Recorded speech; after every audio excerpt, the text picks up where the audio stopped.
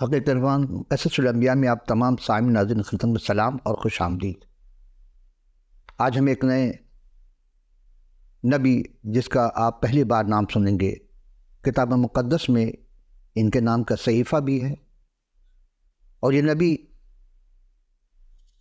ایک اعلیٰ اور بالکل الگ تھلگ انداز میں زمانے کے سامنے آئے، اپنی قوم کے سامنے آئے تھے۔ ان کا نام حضرت حجائی یا حجی علیہ السلام ہے۔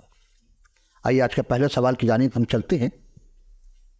کیا کتاب مقدس اور قرآن شریف سیاہ ستار قصص الانبیاء کی کتب میں حضرت حجائی یا حجی علیہ السلام کے حیات طیبہ کا ذکر ہے؟ اور حضرت حجی کے نام کے کیا معنی ہیں، ان کا عہدہ اور ان کے صحیفے اور کتنے ابواب و آیات ہیں کتاب مقدس میں؟ عزیزان گرامی قدر، ان کے ایک سوال میں 3 سوال ہیں، ان 3 جز ہے۔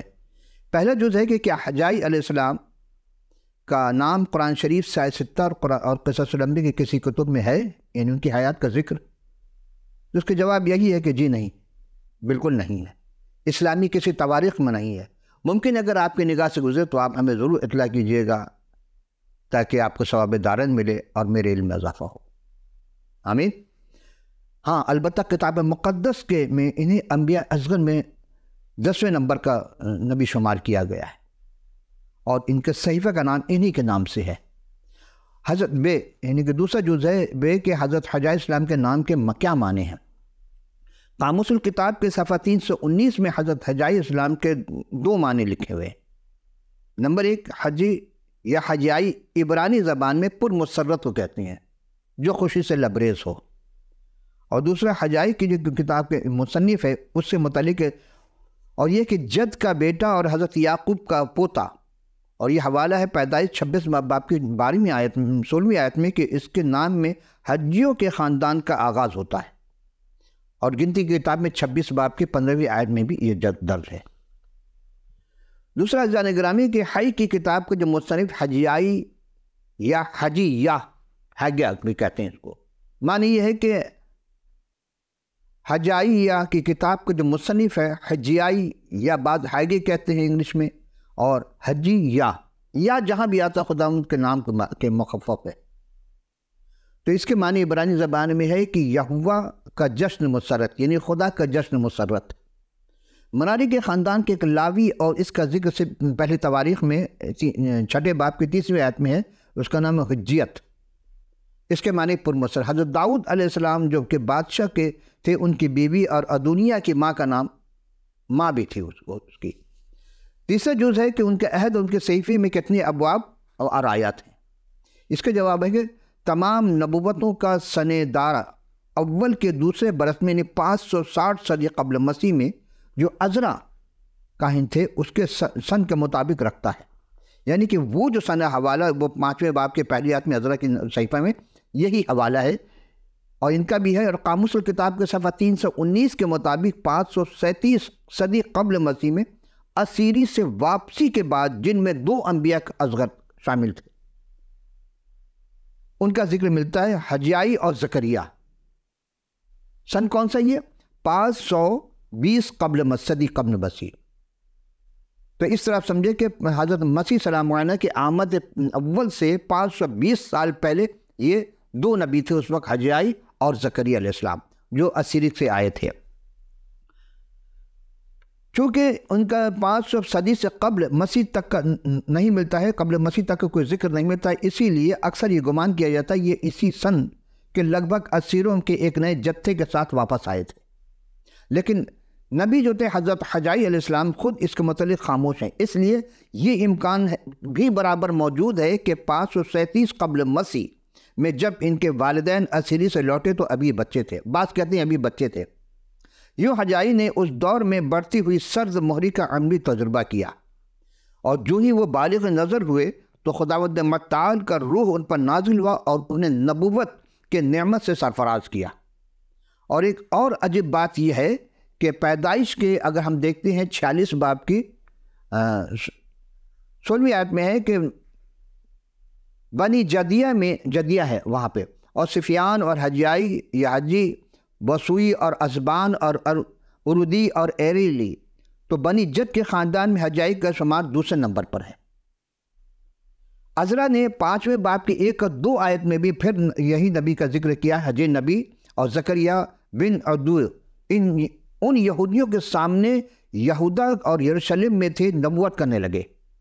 انہوں نے اسرائیل کے خدا کے نام سے ان کے سامنے نبوت کی. اور دوسری آیت میں ہے کہ زربابل بن سالتی ال اور یشوع بن یوسدق اٹھے اور خدا کے گھر کو یروشلم میں بنانے لگے، اور خدا کے وہ نبی ان کے ساتھ ہو کر ان کی مدد کرتے تھے. اب حجائی کی کتاب کے علاوہ کہیں اور ذکر نہیں ملتا ہے. اعزائے گرامی، یہ وہ بزرگ ہستی تھے جو کہا نا 1,24,000 انبیاء. ہم آپ کی خدمت پہ اب تک بہت سارے انبیاء کا ذکر کر چکے ہیں، اور وہ انبیاء کا بھی ذکر ہے جس کا ذکر آپ کو کسی بھی اسلامی تواریخ میں نہیں ملے گا. تو حجائی سے متعلق اب دوسرا سوال یہ ہے کہ حجائی پر ان کا جو صحیفہ ہے یا کتاب جو خدا تعالیٰ کا کلام کا مقصد کیا تھا؟ دیکھو کوئی نہ کوئی مقصد ضرور ہوتا ہے. تو حجائی کی کتاب کا مقصد تحریر ہم مختصر پیش کر رہے ہیں کہ مصنف جو تھے حضرت حجائی خود تھے، اور ان کی کتاب کا 1 باب کی پہلی آیت، یعنی پہلے باب کی پہلی آیت کے مصنف کے طور پر حجائی نبی ہی نشاندہی کرتے ہیں.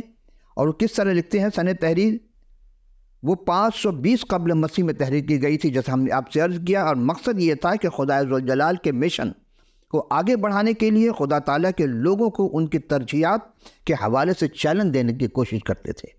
یعنی ان کی کوشش تھی کہ خدا کا جو پیغام وہ لوگوں تک پہنچے، اور انہوں نے سب لوگوں سے کو باہمی اختلاف میں پڑھنے کے بجائے عزت و احترام کے ساتھ خدا کے نام کو جلال دیتے ہوئے خدا کے ہیکل کی تعمیر کرنے کی دعوت دی. دیکھیں، سب نے بہت ساری برائیوں سے روکا. بت پرستی نہ کرو، یہ نہ کرو، شراب نہ کرو، زنا نہ کرو، یہ نہ، ساری برائی ہے جس کا ذکر کلام میں ہم بہت پہلے پیش کر چکے. لیکن ان کا طریقہ کار بالکل مختلف تھا. ان کو جو پیغام ملا تھا صرف یہ تھا کہ ہیکل کی تعمیر ہو، خدا کے گھر کی تعمیر ہو. اور حضرت حجائی نے ان لوگوں سے کہا کہ وہ اس بات کی وجہ سے دل برداشتہ نہ ہوں، آپس میں فساد نہ کریں، آپس میں لڑائی جھگڑا نہ کریں، بلکہ ان کی موجودہ طور پر بنائی جانے والی ہیکل، یعنی وہ لوگ دل برداشتہ ہوئے. کیوں ہوئے؟ اس لیے کہ حضرت سلیمان السلام کی ہیکل جتنی خوبصورت اور سونے چاندی سے سجی ہوئی نہیں ہے. اب یا تو ان کو بہانہ تھا یہ کہ ہم تو ویسا نہیں بنا سکتے، سونے چاندی کہاں سے لائیں گے. لیکن ان کا جو مقصد تھا اصل یہ کہ خدا تعالیٰ کے گھر کی تعمیر ہو، وہ جو ٹوٹ پھوٹ ہو گئی، تباہ برباد ہو گئی، اس کو اثر نہ بنایا جائے. انہوں نے لوگوں کو نصیحت کی کہ وہ اپنی زندگی کے ناپاک کاموں اور اپنی برائی سے پھریں اور خدا کے حاکمانہ قدرت پر یقین کر رکھیں. حضرت حجائی السلام کی کتاب یا صحیفہ میں ہمیں یاد دلاتی ہے کہ اس وقت خدا کے لوگوں کو کن مسائل کا سامنا تھا، کس طرح سے لوگوں نے بڑی جرأت مندی کے ساتھ اپنے خدا کے بھروسے پر بھروسہ کیا، اور کیسے خدا نے ان کے سبوں کی ضروریات مہیا کی. دیکھیے، یقین کامل ہو تو خدا ضرور کہیں نہ کہیں سے ہمیں وسائل مہیا کرتا ہے. ہم حیران شزر رہ جاتے ہیں، بعض دفعہ ایسے حالات ہوتے ہیں لیکن خدا اپنے بندوں کی رہنمائی کرتا ہے، مدد کرتا ہے.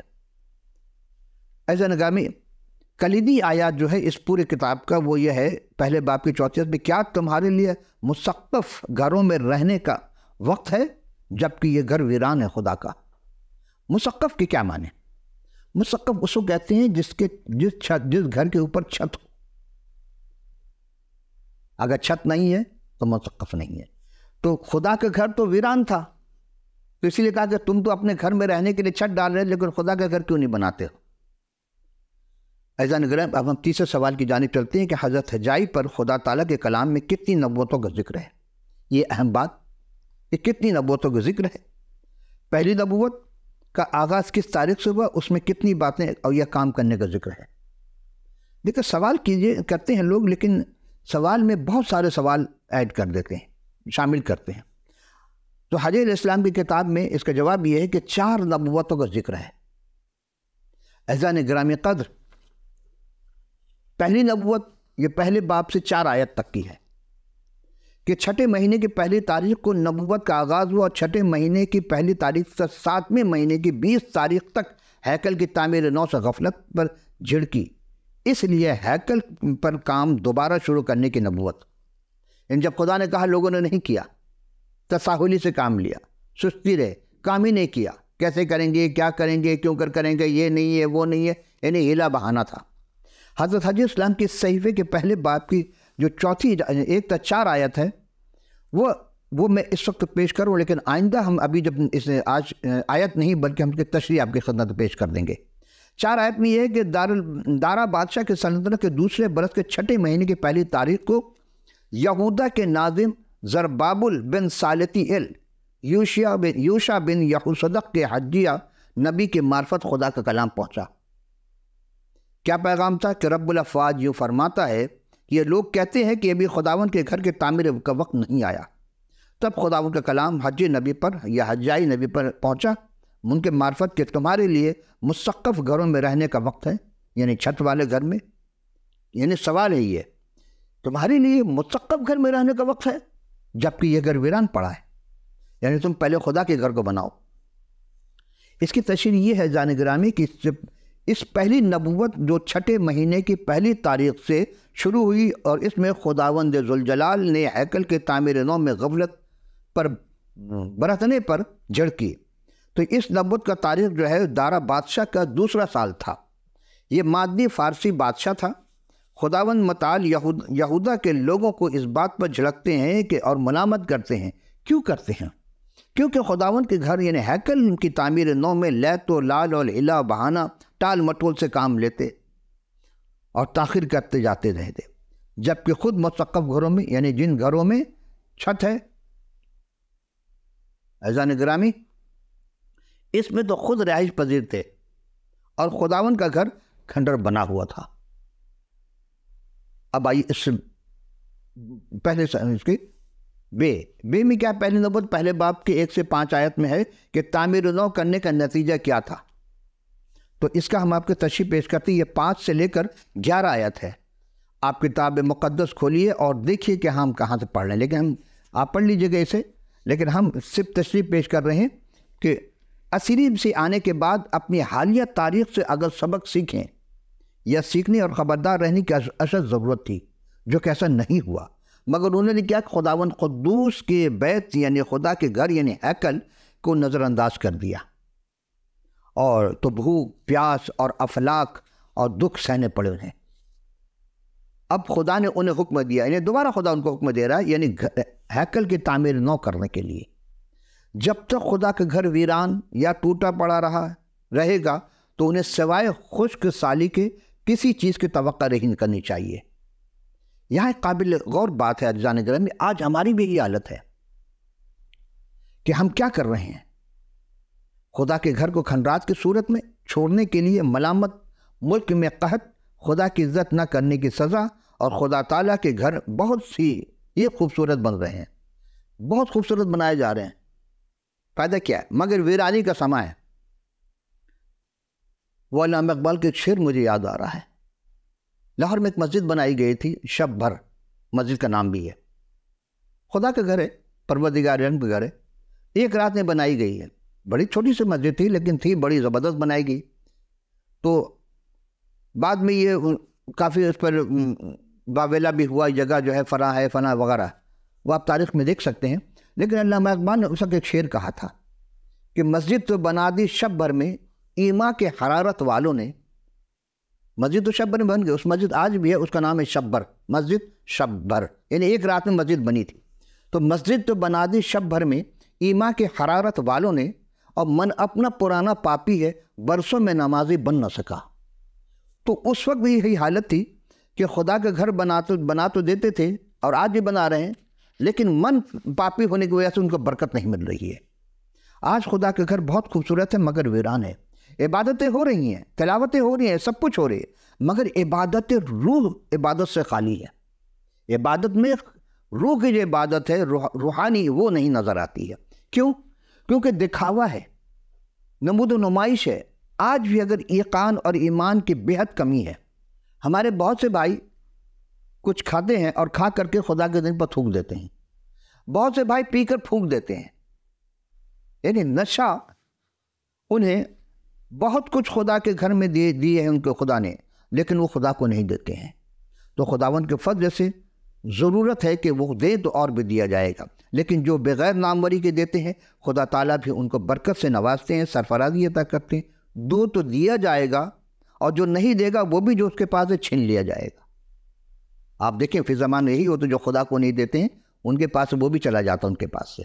اعزان گرامی قدر، پہلی نبوت کے ہم تیسرے جز کے لیے متعلق یہ پہلے باب کی 12 سے 15 آیت ہے، اور اس میں لوگ خدا تعالیٰ کو کیونکہ تعمیل کرتے ہیں۔ دراصل یروشلم کے گورنر زربابل اور سردار کاہن یشوع اور لوگوں کے سب بقیہ نے خدائے ذوالجلال کے حکم کے تعمیل کرتے اور حکم ماننے کے 23 ایام کے بعد ہی خدا تعالیٰ کے گھر یعنی ہیکل کی تعمیر نو کا آغاز کیا۔ 23 دن کے بعد گورنر زربابل اور سردار کاہن یشوع خدا تعالیٰ کے کام شروع کرتے ہیں اور خدا کی مدد کا وعدہ پاتے ہیں۔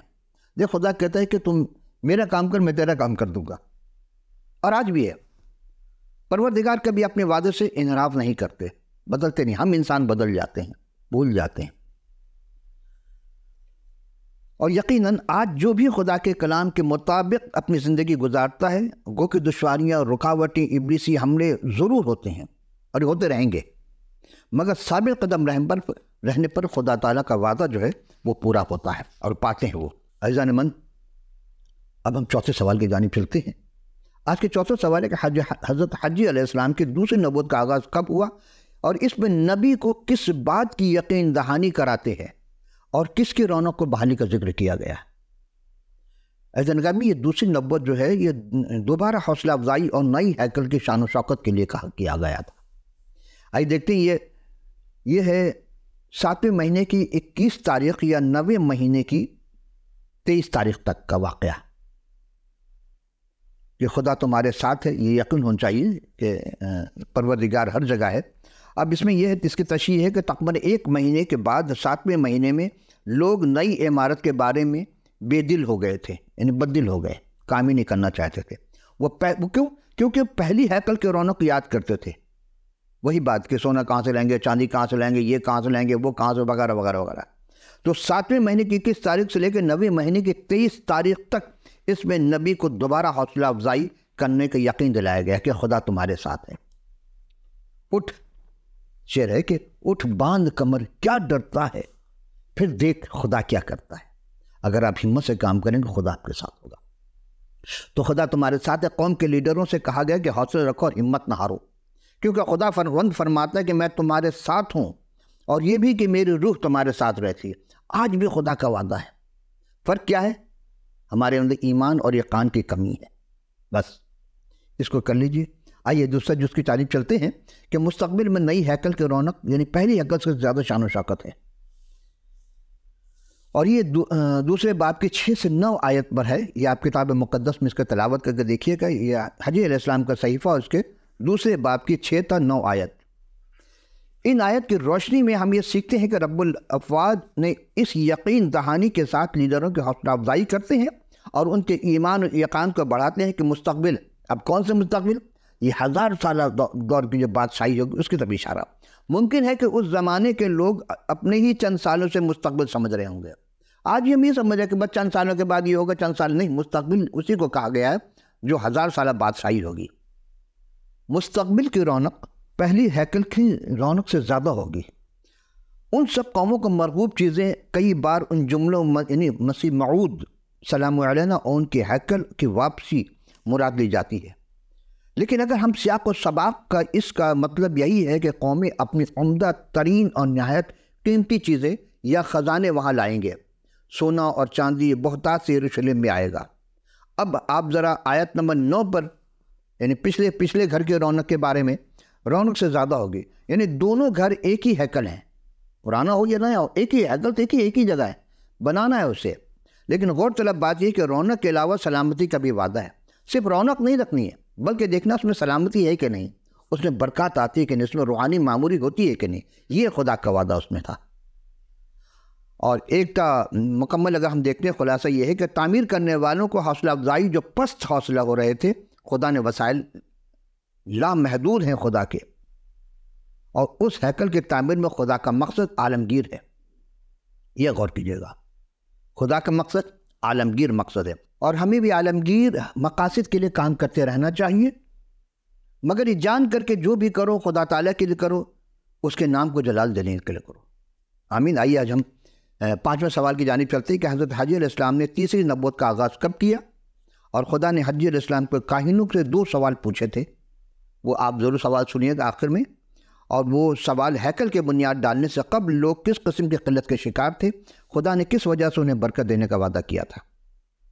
حضرت حجی علیہ السلام نے تیسری نبوت کا آغاز کیا اور کاہنوں سے 2 سوال پوچھنے کے لیے کہا گیا تھا، ہیکل کی بنیاد ڈالنے سے قبل لوگ کس قسم کے علت تھے وغیرہ وغیرہ۔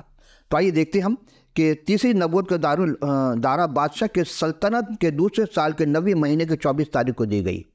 دیکھیں سب نے بہت ساری برائیوں سے روکا، بت پرستی نہ کرو، یہ نہ کرو، شراب نہ کرو، زنا نہ کرو، یہ نہ، ساری برائی ہے جس کے ذکر کلام میں ہم بہت پہلے پیش کر چکے، لیکن ان کا طریقہ کار بالکل مختلف تھا۔ ان کو جو پیغام ملا تھا صرف یہ تھا کہ ہیکل کی تعمیر ہو، خدا کے گھر کی تعمیر ہو، اور حضرت حجائی نے ان لوگوں سے کہا کہ وہ اس بات کی وجہ سے دل برداشتہ نہ ہوں، آپس میں فساد نہ کریں، آپس میں لڑائی جھگڑا نہ کریں، بلکہ ان کی موجودہ طور پر بنائی جانے والی ہیکل، یعنی وہ لوگ دل برداشتہ ہوئے، کیوں ہوئے؟ اس لیے کہ حضرت سلیمان السلام کی ہیکل جتنی خوبصورت اور سونے چاندی سے سجی ہوئی نہیں ہے۔ تیسری نبوت کا دارہ بادشاہ کے سلطنت کے دوسرے سال کے 9ویں مہینے کے 24 تاریخ کو دی گئی۔ لوگوں سے کہا گیا کہ کاہنوں سے 2 سوال پوچھیں۔ پہلا سوال، اگر کوئی پاک گوشت کو اپنے لباس کے دامن میں لیے جاتا ہو اور اس کا دامن کھانے کی دوسری چیز سے چھو جائے تو کیا یہ چیز پاک ہو جائیں گی؟ پھر سوال سوچیں۔ پہلا سوال تھا کہ اگر کوئی بھی شخص پاک جانور کا پاک گوشت کو اپنے لباس سے کے دامن میں لیے جا رہا ہو اور وہ اس دامن کو اس کا کسی کھانے پینے کی چیز سے ٹکرا جائے، چھو جائے، تو کیا وہ چیز پاک ہو جائے گی؟ تو کاہنوں نے شریعت کے مطابق درست جواب دیا کہ ہرگز نہیں۔ اب دوسرا سوال، اگر کوئی کسی مردے کو چھونے سے ناپاک ہو گیا ہو، یعنی مردے کو چھونے سے ناپاک ہو جاتا ہے، اور وہ ان کھانے کی چیزوں کو چھوئے تو کیا وہ چیزیں ناپاک ہو جائیں گی؟ تو کاہنوں نے شریعت کے مطابق بالکل درست جواب دیا کہ وہ ضرور ناپاک ہو جائیں گی۔ دوسرے الفاظ میں یہ سمجھا جائے، جواب یہ ہے کہ ناپاک ہے اور وہ کسی دوسری چیز کو پاک نہیں کرتا، لیکن جو پاک ناپاک اور وہ ناپاکی کو آگے منتقل کر دیتا ہے۔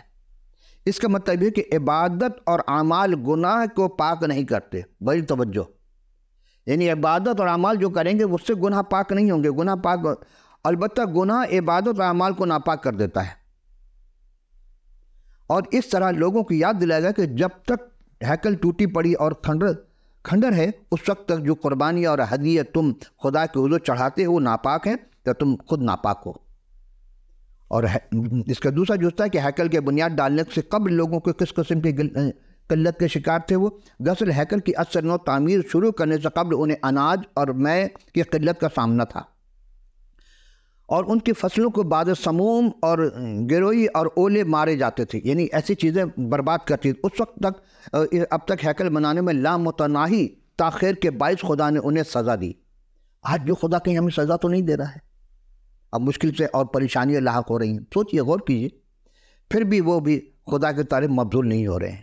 آج ہم سب بھی ایک خدا کی طرف مبذول نہیں ہو رہے ہیں۔ جی، اس کا سوال تھا کہ خدا نے کس بہترین عمل کی وجہ سے انہیں برکت دینے کا وعدہ کیا؟ اس کا جواب یہ ہے کہ لیکن جس دن وہ خدا کے گھر یعنی ہیکل کی بنیاد ڈالیں گے، اسی دن سے خدا انہیں برکت دینا شروع کر دیں گے۔ آمین۔ اب تیسری نبوت ہے کہ خود غرضی، ناپاکی، لیکن برکات اس روز سے ملنے لگیں گے جب خدا کے گھر کی بنیاد رکھی جائے گی۔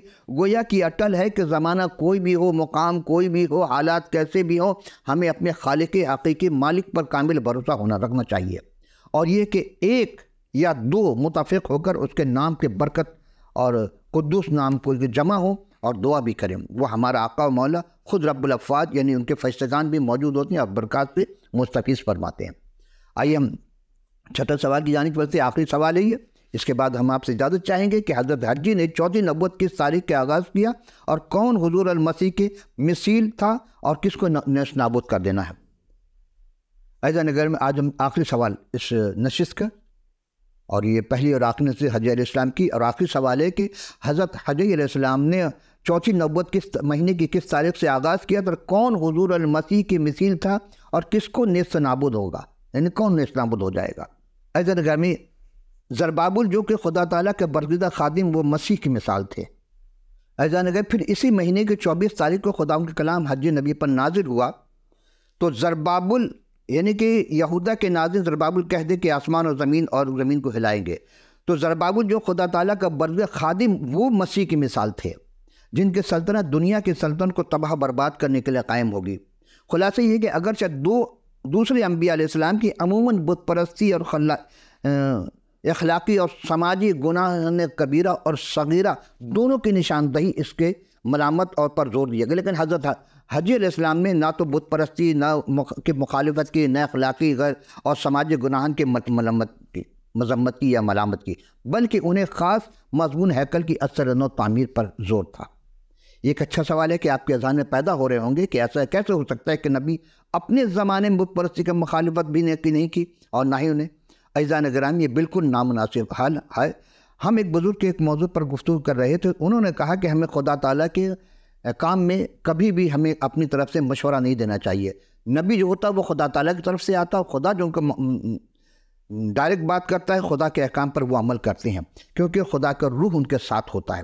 بس عزیزان گرامی قدر، اب ہمارے پاس دامن وقت میں گنجائش بالکل نہیں، لیکن ایک جملہ کہتے ہوئے ہم آپ سے اجازت چاہیں گے کہ مسیح کا مثل جو ہے وہ خدا نے دنیا کے غیر اقوام کو سلطنت کو تباہ برباد کرنے کے لیے انہیں تباہ کر دیں گے، اور لوگ مسیح کے منتظر ہیں، 1000 سالہ بادشاہی قائم ہوگی۔